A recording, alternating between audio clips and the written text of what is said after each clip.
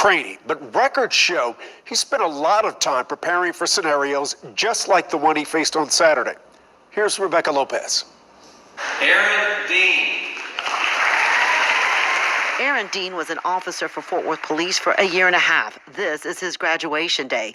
Now there are a lot of questions about what the rookie officer did the morning he killed Atatiana Jefferson in her own home. And did he follow his training? It's not training, it's fear.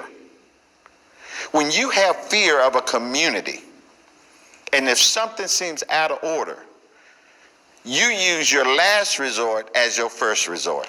So we showed the body camera video of the incident to former Assistant Chief James Hawthorne. He was over the Arlington Police Department's academy. He says Dean's biggest mistake was not announcing he was a police officer as soon as he approached the home. We train officers as they approach to remember that, so that they do announce themselves, that they give loud, repetitive verbal commands before they take action, so they give the person on the inside an opportunity to understand who they are.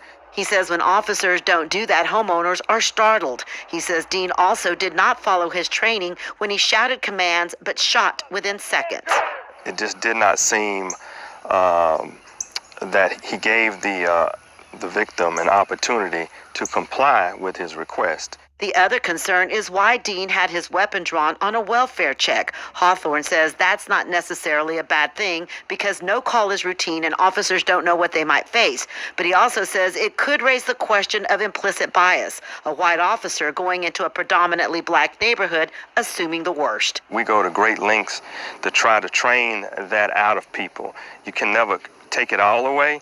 But, you know, we train that you can't make assumptions. Dean's training records show that in May, he went through cultural diversity training, and Fort Worth Police does have implicit bias training. Hawthorne says the department will now have to reevaluate its training after this incident.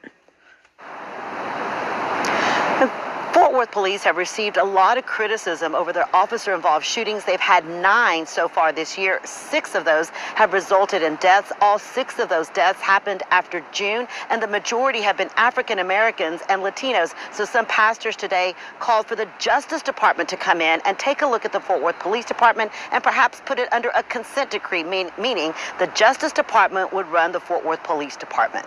Back to you. All right.